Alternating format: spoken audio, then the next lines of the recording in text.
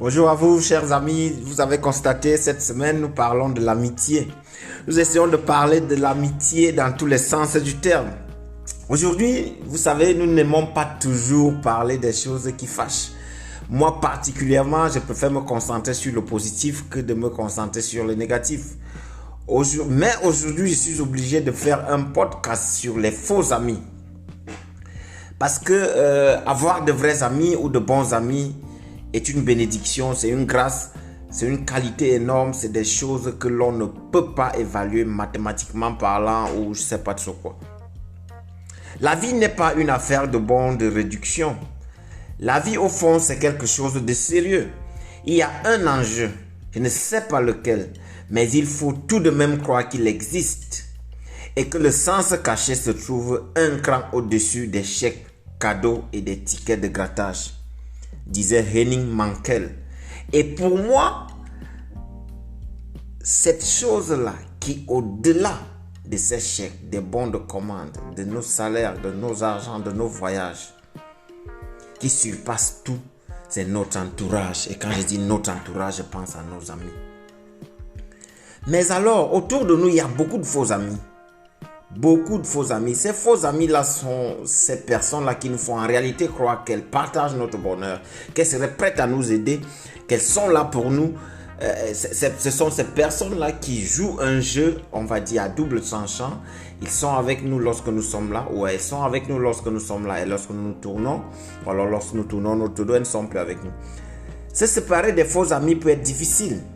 Et c'est pour ça que nous restons avec eux pour la plupart des temps sans jamais trouver une solution. Mais comment reconnaître les faux amis?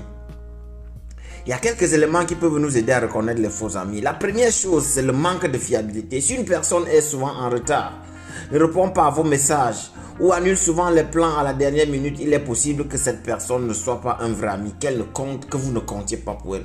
Parce que quelqu'un pour qui vous comptez a toujours du temps pour vous. Deuxièmement, l'hypocrisie.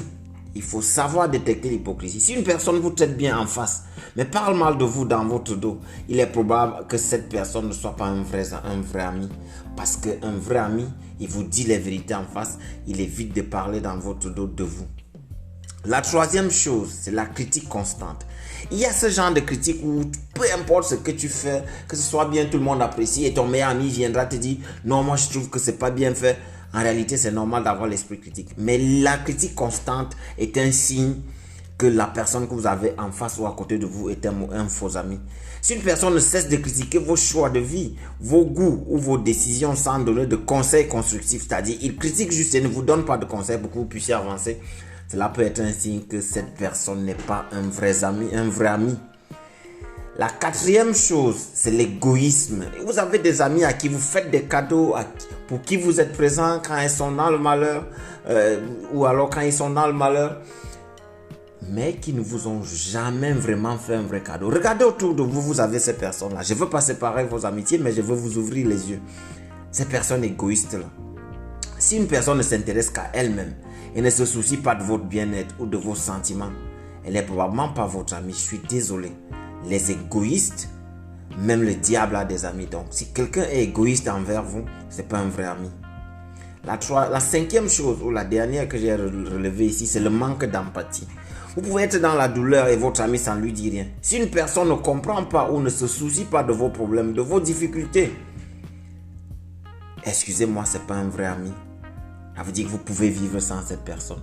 Il est important de se méfier des faux amis et de prendre le temps de bien connaître les personnes avec qui nous interagissons afin de construire des relations saines et durables. Ne choisissons pas les amis parce qu'ils ont un beau visage, parce que non, il faut les évaluer.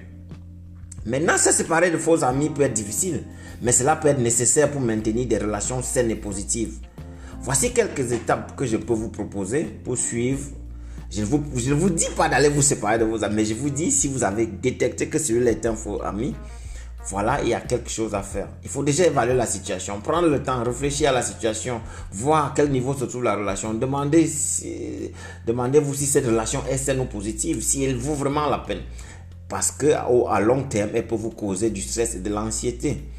La deuxième chose, c'est qu'il faut vous éloigner progressivement. Si vous avez détecté que c'est un faux ami, vous décidez de vous éloigner de votre ami progressivement, mais Vous pouvez ralentir la fréquence de vos interactions, de vos rencontres pour voir vraiment si cette personne a un rôle dans votre vie ou vice-versa. Mais je propose une troisième chose qui pour moi est très importante, c'est l'honnêteté. Moi, quand ça ne va pas, je me sens libre d'expliquer à la personne qu'écoutez, il y a eu telle chose, il y a eu telle autre chose et je me suis rendu compte qu'en fait, on ne matche pas parce que vous jouez de moi, vous profitez de moi ou l'inverse. Et du coup, je ne ressens pas du respect de vous, je ne ressens pas l'empathie de vous et je préfère qu'on prenne nos distances. Et après cela, la nature a horreur du vide. Il faut vous entourer des personnes positives. Ces personnes-là qui vont vous soutenir, qui vont vous encourager même quand les choses vont mal. Ces personnes qui vont vous dire, écoute, t'es pas seul, nous sommes ensemble. Et ces personnes qui ne vont pas seulement dire, mais qui vont faire des choses avec vous pour vous soutenir. Et enfin, lorsque vous vous séparez de vos faux amis, au lieu de replonger dans le même piège, prenez du temps. Prenez d'abord soin de vous-même en prenant du temps pour faire des activités que vous aimez, pour vous détendre, pour aller vers votre idéal, pour vous développer personnellement. Concentrez-vous sur les relations positives que vous avez autour de vous dans votre vie. Ça peut être vos enfants, ça peut être un collègue, ça peut être un ami à qui vous avez donné peu de temps parce que vous avez accordé plus de temps à vos faux amis. À la fin, vous revenez à la raison. Donc, se séparer des faux amis peut être difficile, mais cela peut être une décision positive pour votre bien-être émotionnel et votre croissance personnelle. On ne peut pas avoir du développement personnel si on n'a pas des amis. Vaut mieux avoir de sérieux amis que des amis sérieux. C'est important. Vaut mieux avoir de sérieux amis que des amis sérieux. Voilà. Parce que mes amis, moi, sont mon présent. Mes amis me rassurent. Mes amis, même quand ils sont absents, ils sont présents dans ma vie et ils savent m'apprécier même dans la difficulté et la douleur. Bien de choses à vous. Que Dieu vous protège. Bye bye. Je suis Hansi Mutsengile. Ciao.